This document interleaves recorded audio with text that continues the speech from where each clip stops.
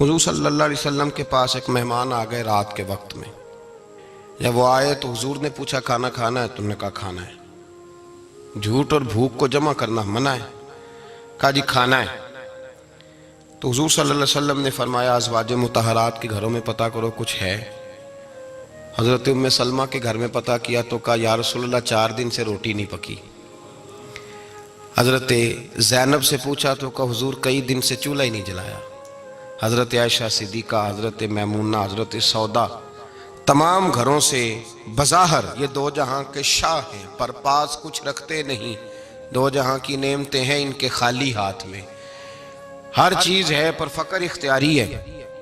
کوئی شے نہ ملی تو نبی پاک صلی اللہ علیہ وسلم نے مسجد میں اعلان کیا، فرمایا کون ہے جو میرے مہمان کو روٹی کھلائے؟ ان لفظوں کا حسن کوئی حسن والا ہی سمجھ سکتا ہے. فرمایا کون ہے جو میرے مہمان کو کھانا کھلائے؟ تو ایک صحابی لے گئے اور اٹھے وہ صحابی جو صحابہ میں غریب تھے، ایک انصاری جو غریب آدمی تھے. بہت زیادہ امیر آدمی اللہ کی راہ میں خرچ نہیں کر پاتا، اس کے لیے مشکل ہو جاتا ہے. اس کے لیے بہت امیر آدمی جو ہوتا ہے نا، وہ جتنا زیادہ امیر ہوتا ہے نا اتنی دیوار اس کے گرد کھڑی ہو جاتی ہے پیسوں کی، مشکل ہو جاتا ہے اس کے لیے. غریب آدمی کھڑے ہوئے. اگرچہ میرے محبوب کے غلاموں میں جو بڑے امیر تھے وہ بھی خرچ کرنے میں بڑے آگے تھے. حضرت عثمان غنی رضی اللہ تعالیٰ عنہ، حضرت عبد الرحمن ابن عوف، حضرت ابو بکر صدیق رضی اللہ. لیکن یہ غریب آدمی کا حضور میں لے جاؤں گا، میں لے کے جاؤں گا. اور یہ بخاری مسلم ہے. حضور نے فرمایا لے جاؤ. وہ اب صحابی گھر لے گئے اور بیوی سے مشورہ کیا. بات پہ غور کرنا، ہر چیز کی بھوک دیکھی جا سکتی ہے، بچوں کی نہیں دیکھی جا سکتی. وہ انصاری حضور کے مہمان کو گھر لے گئے، جا کے بیوی سے مشورہ کیا. کہا بھلی مانس گھر میں کچھ ہے؟ تو اس نے کہا تھوڑا سا بچوں کے لیے کھانا رکھا ہے. بچوں کے لیے. بچے تو بزدل کر دیتے ہیں، بچے تو آدمی کو بزدل کر دیتے ہیں، بچے تو مار دیتے ہیں، کلیجہ پھٹ جاتا ہے بچہ بھوکا ہو تو، نیند ہی نہیں آتی. اب صحابی اپنی بیوی سے کیا کہتے ہیں؟ کہتے ہیں بچوں کو بہلا کے سلا دے. اور رسول اللہ کے لیے نہیں، رسول اللہ کے مہمان کے لیے. بھئی نبی پاک کے لیے نہیں، حضور کے. تجھ سے در در سے سگ اور سگ سے ہے مجھ کو نسبت. میری گردن میں بھی ہے دور کا پٹکا تیرا، تجھ سے در در سے سگ سگ سے ہے مجھ کو نسبت. لمبی بات ہے. کہ بچوں کو سلا دو. بی بی نے بچوں کو سلا دیا تو میاں بیوی کا مشورہ ہوا کہ مہمان کے ساتھ بیٹھ کے روٹی کھانا بھی سنت ہے. تو اب مہمان کے ساتھ بیٹھ کے کھانا بھی ہے تو کھانا ہے 1-2 آدمی کا. اب خاوند اپنی بیوی کو تیار کرتا ہے کہ میں بھی کھانے پہ بیٹھ جاؤں گا، تو بھی بیٹھ جانا. اور جب مہمان کھانے میں ہاتھ ڈال لے تو اٹھنا، کہنا او ہو دیا تو صحیح کیا ہی نہیں، ابھی بجھ جائے گا. اور جا کے دیا بجھا دینا. ہم ہاتھ ہلاتے رہیں گے، مہمان روٹی کھاتا رہے گا. اور یار اس درد کو، اس کیف کو سمجھو. گھر میں بچے بھی بھوکے، بچوں کی ماں بھی بھوکی، بچوں کا باپ بھی بھوکا. دسترخوان پہ روٹی لگ گئی، روٹیاں چن ڈالیں. بی بی اٹھی کہنے لگی او ہو چراغ تو صحیح کیا ہی نہیں، یہ تو بجھ جائے گا. حوصلے مند بی بی جس نے بچے بھوکے سلا دیے. وہ بھوکے سوئے ہوئے بچوں کی بھوکی اماں اٹھی اور اپنے خاوند کی تابع داری میں اٹھی. میں گڈی تے ہتھ ڈور سجن دے، وہ جنج رکھے اونج رہنا ہے. اٹھی اور اس نے نہ دیا ٹھیک کرنے کے بہانے بجھا دیا. مہمان روٹی کھاتا رہا اور رسول اللہ کے نوکر قربانی دیتے رہے. وہ روٹی کھا کے سیر ہو کے بستر بچھایا تو سو گیا. یہ میاں بیوی ساری رات بچوں کی طرف دیکھتے رہے اور غور کرتے رہے اور راضی رہے کہ ہم نے حضور کا فریضہ نبھایا ہے. قربان جاؤں محبوب پہ، بے خبر ہو جو غلاموں سے وہ آقا کیا ہے. وہ صحابہ وہ اگر قربانیاں دیتے تھے تو جو اعزاز ملتا تھا وہ بھی بڑا شان والا ہے. صحابی کہتے ہیں میں فجر کی نماز پڑھنے مسجد آیا، پہلا قدم رکھا تو میرے کریم بولے. حضور نے فرمایا رات جو تو نے اور تیری بیوی نے عمل کیا ہے خدا کو بھی بڑا پسند آیا ہے، محمد مصطفیٰ کو بھی بڑا پسند ہے. اور پھر ایک لفظ اور ہے حدیث میں، ایک روایت میں کچھ جملے اور بھی ہیں. حضور نے فرمایا جب تو اور تیری بیوی رات مہمان کے ساتھ ایثار کر رہے تھے نا تو عرش کا مالک تمہیں مسکرا مسکرا کے دیکھ رہا تھا.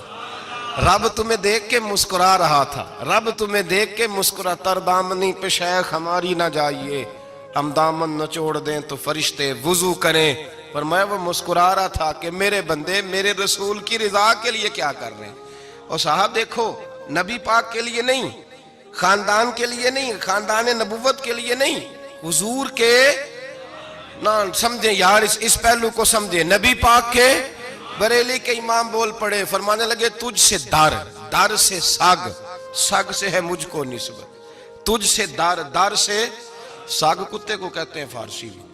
فرماتے محبوب تیرا دروازہ اور دروازے پہ کتا اور کتے کے پاس میں بیٹھا ہوں، چلو کتے کے پاس تو بیٹھا ہوں نا، میری گردن میں بھی کوئی تو پٹکا آیا ہی ہے نا، تجھ سے در سے سگ اور سگ سے ہے مجھ کو نسبت، چلو میری گردن میں بھی ہے دور کا پٹکا تیرا۔ قرآن مجید بول اٹھا، رب کریم نے فرمایا حبیب یہ تیرے غلام وہ ہیں کہ وَيُقْصِرُونَ عَلَىٰ أَنفُسِهِمْ وَلَوْ كَانَ بِهِمْ خَصَاصَةٌ، فرمایا ان کا حال یہ ہے کہ جس چیز کی شدید حاجت ہوتی ہے وہ بھی اپنے بھائیوں پہ قربان کر دیتے ہیں، وہ دے دیتے ہیں تیرے نام پہ۔ جب مکے والے مدینے آئے انصار مدینہ تو میرے مصطفیٰ کریم نے فرمایا نہ تمہاری نسلیں ایک ہیں نہ قبیلے ایک ہیں، لیکن تمہارا نبی ایک ہے، تمہارا رسول ایک، خدا ایک، کتاب ایک، تمہارا میری وجہ سے رشتہ ہے، چلو اپنے بھائیوں کے ساتھ احسار کرو، چلو احسار کرو۔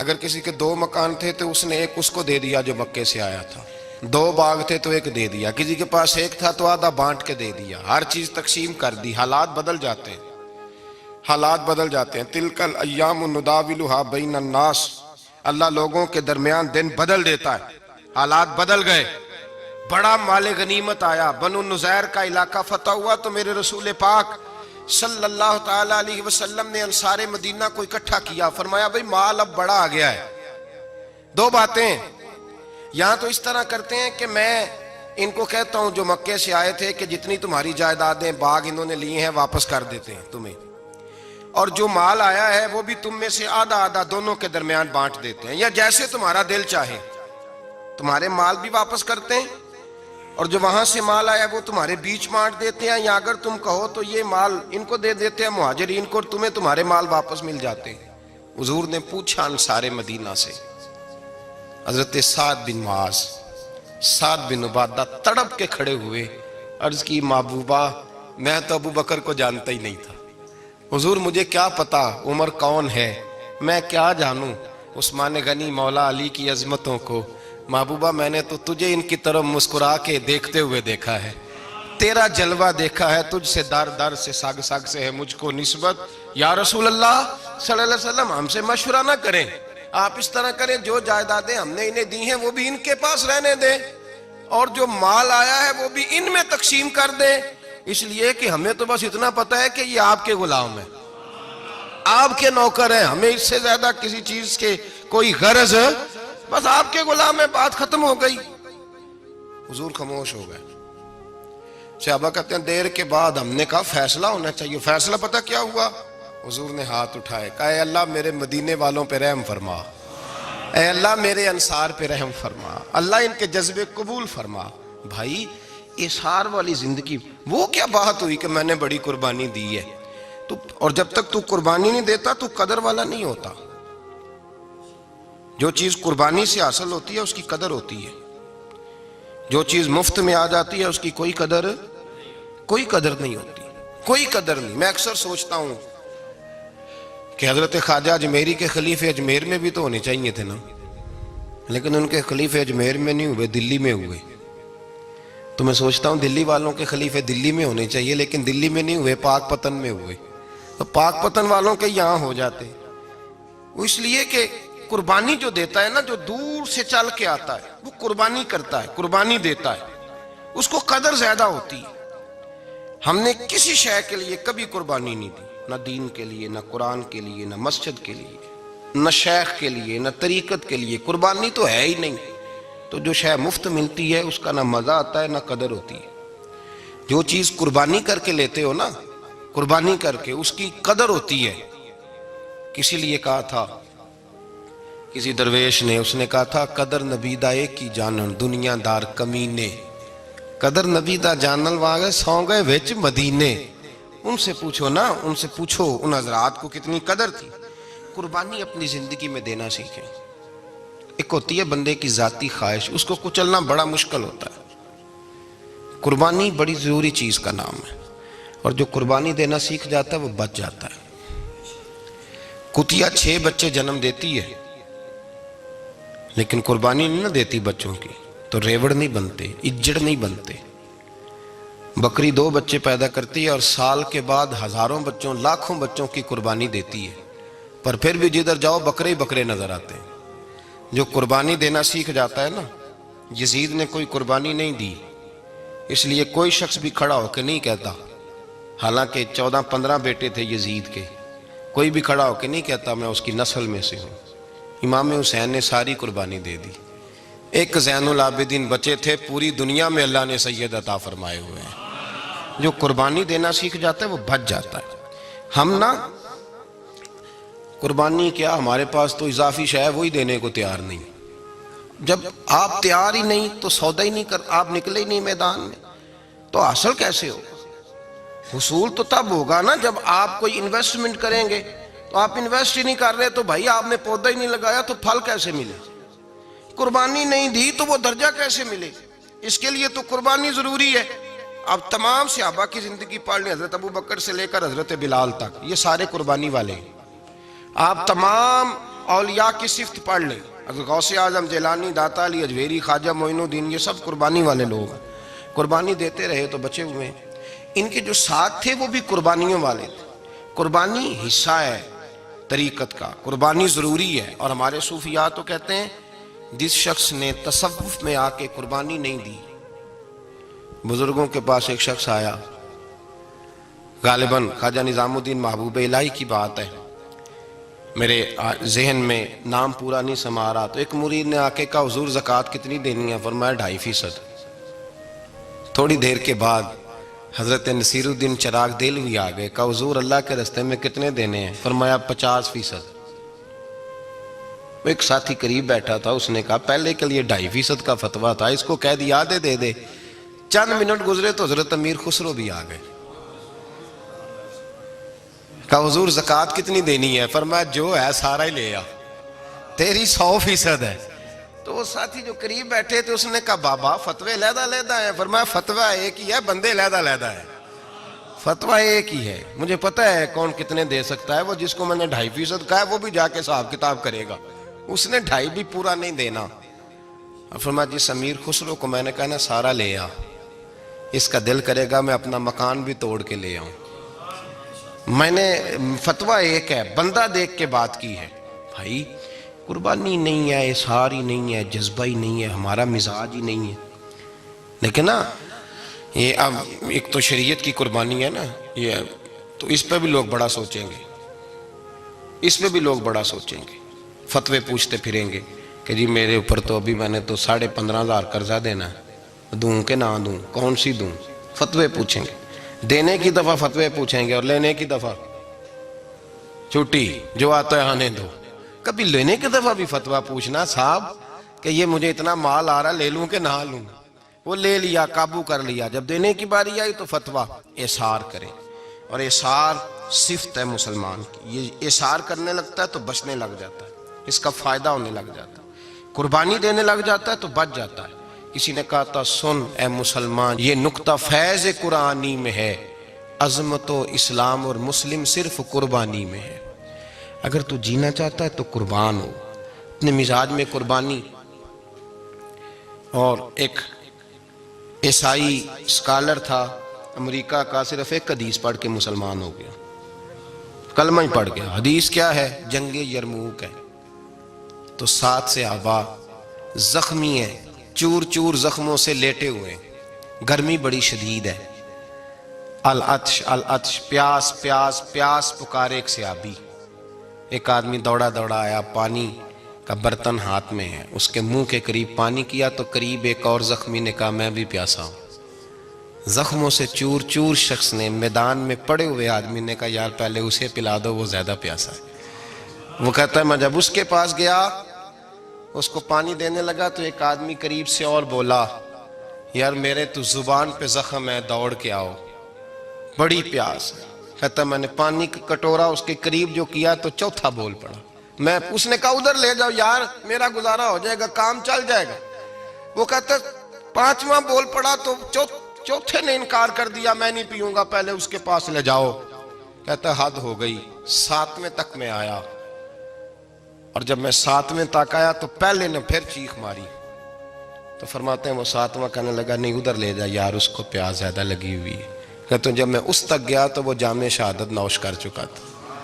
پلٹ کے دوسرے کے پاس آیا تو وہ بھی فوت ہو گیا۔ تیسرے کے پاس آیا تو وہ بھی رب کریم کی بارگاہ ناز میں حاضر ہو گیا۔ ساتوں شہید ہو گئے۔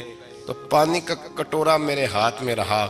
میں کبھی آسمان دیکھتا، کبھی زمین دیکھتا، کبھی پانی دیکھتا، کبھی میں ان 7 شہیدوں کے چہرے دیکھتا۔ پھر دل میں خیال آیا یہ تو گردنیں کاٹنے والے تھے، یہ تو ایک دوسرے کو قتل کرنے والے تھے، یہ تو خون پینے والے تھے۔ آج یہ سارے اس لیے کر رہے ہیں کہ سارے محمد عربی کے غلام بن گئے، رسول اللہ صلی اللہ علیہ وسلم کے نوکر بن گئے۔ وہ کہتا میں نے حدیث پڑھی تو میں مسلمان ہو گیا۔ میں نے کہا یہ جذبے دنیا دار بندہ پیدا نہیں کر سکتا، یہ جس نے جذبہ پیدا کیا ہے وہ اللہ کا سچا رسول ہے۔ میرے بھائی اظہار کا مزاج پیدا کریں۔ قربانی تو نہیں رہی معاشرے میں، اظہار ہی تو نہیں ہے۔ ہم روایتیں پڑھتے ہیں، سنتے ہیں، لیکن آپ یقین کریں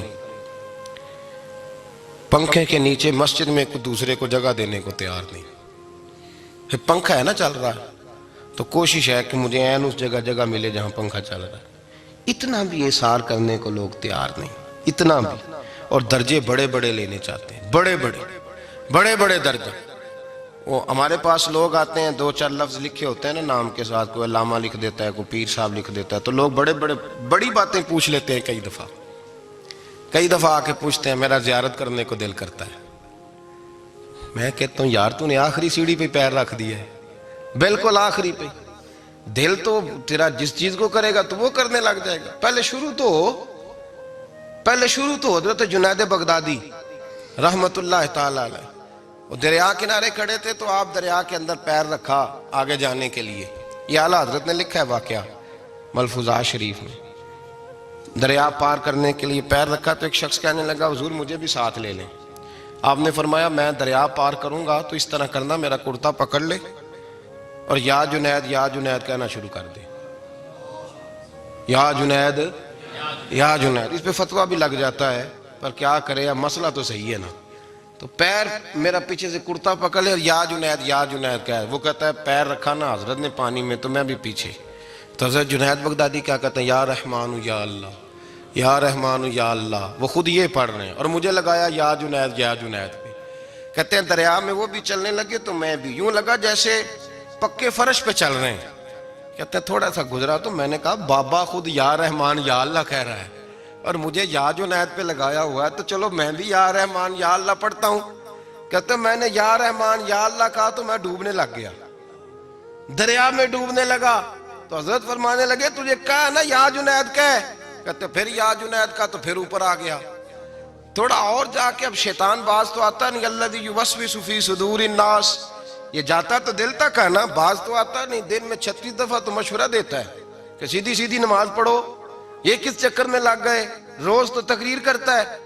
کہتا پھر دل میں وسوسہ آیا تو پھر میں نے جا کے کہا کہ یہ مجھے خود یا رحمان یا اللہ اور میں یا جنید۔ پھر میں نے کہا یا رحمان یا اللہ تو پھر ڈوبنے لگا۔ کہتے ہیں بابے نے پکڑ کے نکالا، کہا چپ کر کے یا جنید کہہ اگر پار جانا ہے تو، یا جنید کہہ۔ کہتے کنارہ آ گیا تو میرے دل میں خود ہی تھی، وسوسہ تھا کہ بابا تو یا رحمان یا اللہ کہے تو ترے، میں کہوں تو ڈوبے۔ میرے دل میں وسوسہ تھا۔ اللہ والے ادھار تو رکھتے ہی نہیں نا، جو بات دل میں آتی ہے وہ بیان پہلے کر دیتے ہیں، ادھار تو ہے ہی نہیں ان کے ہاں۔ وہ تو کہتے ہیں تجھے بولنے کی گنجائش ہی نہیں دیں گے، تیرے سوال دل میں ہوگا جواب ہماری زبان پہ ہوگا۔ یہ تو چکر ہی نہیں نا، بالکل کوئی کھاتا ہی نہیں۔ رب کریم کا بندہ تو بات ہی وہ کرتا ہے جو کو دل میں لے کے آتا ہے۔ فرماتے ہیں جیسے ہی میرے دل میں یہ وسوسہ تھا، حضرت جنید بغدادی رحمت اللہ تعالیٰ علیہ باہر نکل گئے تو پلٹ کے میری طرف دیکھا اور مسکرا کے فرمانے لگے بیٹا جنید تک تو پہنچ لے، اللہ تو ابھی بڑی دور ہے، ابھی جنید تک تو پہنچ جا، ابھی تو جنید تک نہیں پہنچا، ابھی تو میرے تک تو پہنچ جا، اللہ تو ابھی بڑی دور ہے، تو ڈائریکٹ ہی وہاں تک جانے لگا ہے۔ شروع تو ہو ابھی، تو یہاں لوگ سیدھا ہی آ کے کہتے ہیں زیارت کرنی ہے۔ مجھے ایک صاحب کہنے لگے جی میں نے ایک پیر صاحب کے بارے میں سنا ہے ان کی بیعت ہوتے ہی بندے کو نبی پاک کا دیدار ہو جاتا ہے۔ میں نے کہا ٹھہر جا ذرا، اس کو بھی کہہ بریک پہ پیر رکھے، بیعت کرتے ہی دیدار ہو جاتا ہے۔ یہ کوئی لوٹ سیل ہے؟ زندگی گزر جاتی ہے انسان کی، مر جاتا ہے، اور جس کو حضور کا دیدار ہو پھر بچ جائے، پھر قائم رہے، پھر اس کی زندگی نہ بدلے، پھر اس کا دنیا سے کوئی تعلق رہ جائے۔ یہ پوچھ ابو بکر صدیق سے جنہیں دیدار ہوا تھا، جب دیدار ہوا تو یار رہا ہے، باقی کوئی شے بھی نہیں رہی، پھر محبوب رہے اور کچھ بھی نہیں بچتا۔ تو وہ کس طرح کا ہے جو دیدار بھی کراتا ہے اور پھر کہتا جاؤ دکان بھی کھول لو جا کے؟ یہ کیسی بات؟ وہ ایک منزل ہے، وہ اپنی جگہ پہ آ کے آتی ہے، اور یہی بہتر ہے کہ پردوں میں وہ پردہ پوش رہے۔ وہ اگر پردے اٹھا دے تو کسے ہوش رہے، پھر مشکل ہو جاتا ہے معاملہ، مشکل ہو جاتا ہے۔ تو بھائی یاد رکھیں، قربانی دینا سیکھیں، اثار کرنا سیکھیں، اور صفر سے شروع کریں۔ زندگی میں ہم لینے کے چکر میں پڑ جاتے ہیں تو نقصان اٹھاتے ہیں۔ عقل کے گھوڑے کم دوڑائیں، محبت کے ساتھ عمل زیادہ کریں، دماغ کا استعمال کم کریں اور عمل زیادہ کریں، زیادہ عمل کریں، ورنہ شیطان تو نماز بھی نہیں پڑھنے دے گا۔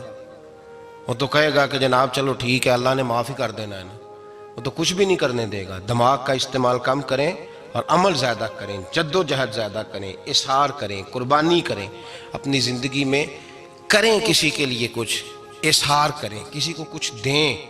یہ جو ہم اولاد کے لیے قربانی دیتے ہیں نا، تو یہ قربانی نہیں ہوتی، یہ لالچ ہوتا ہے، یہ سودا ہے۔ پتہ ہے آپ کو یہ سودا ہے؟ ہم بچپن میں ان کی خدمت کریں گے، یہ بڑھاپے میں ہماری خدمت کریں گے، تو یہ تو تجارت ہے، یہ کوئی اصول نہیں۔ میرے بچے بڑے ہو گئے تو مجھے خیر صلی اللہ، یہ تجارت ہے بھائی، یہ تجارت ہے، یہ قربانی نہیں، تو تجارت ہے۔ یہ آپ جو کر رہے ہیں یہ تو کمیٹی ڈال رہے ہیں آپ، اور چونکہ نیت یہ ہوتی ہے خدمت کی، تو پھر نصیب والوں کو خدمت ملتی ہے، قسمت والوں کو ملتی ہے۔ ورنہ بچے کہتے ہیں ابا جی ٹھیک ہے آپ نے ہماری خدمت کی تو سارے کرتے ہیں، آپ نے کوئی نوکی تھوڑی کی ہے، چھٹی آپ وہاں بیٹھیں، چائے ملے گی وقت پہ پہنچے گی، لیکن آپ مداخلت نہ کریں کسی چیز کے اندر، تجارت نہ کریں، اظہار کریں، قربانی کریں۔ ہمارے صوفیاء یہ کہتے ہیں اولاد سے بھی توقع نہ کرو خدمت کی، نہ توقع کرو، بس یہ کہو کہ میرا رب مجھے بڑھاپے۔ دیکھیں نا نبی پاک صلی اللہ علیہ وسلم نے دعا مانگی، اے اللہ ارذل العمر ہونے سے بچا، عمر کے اس حصے سے بچا جس میں دوسروں پر انسان بوجھ بن جاتا ہے، دعا مانگ۔ تو یہ لالچ بھی نہ کبھی زندگی میں رکھیں کہ میری فلاں آدمی خدمت کرے گا، یہ لالچ بھی برا ہے، اس پر بھی توجہ نہ کریں۔ اپنی دنیا آپ پیدا کر اگر زندوں میں ہے، سر آدم ہے، ضمیر کن فکاں ہے زندگی، یاد رکھیں۔ ہوش آنے سے لے کر اپنا یہ ذہن بنا لیں کہ میں آج سے اپنے آپ کو خود چلاؤں گا، میں سایہ دوں گا، بھکاری مان کے کبھی کسی سے سہارا مانگوں گا نہیں، سہارا دیں، کسی کے لیے قربانی دیں، اظہار کریں، جد و جہد کریں۔ جو چیز آپ کے بس میں ہے وہ تو ہے، جو بس میں نہیں اس میں بھی کوشش کرنے کی آپ کوشش کریں، تگ و دو کریں۔ قربانی سے انسان سنور جاتا ہے، بن جاتا ہے۔ اللہ تبارک و تعالی ہمیں سنورنے اور بن جانے کی توفیق عطا فرمائے۔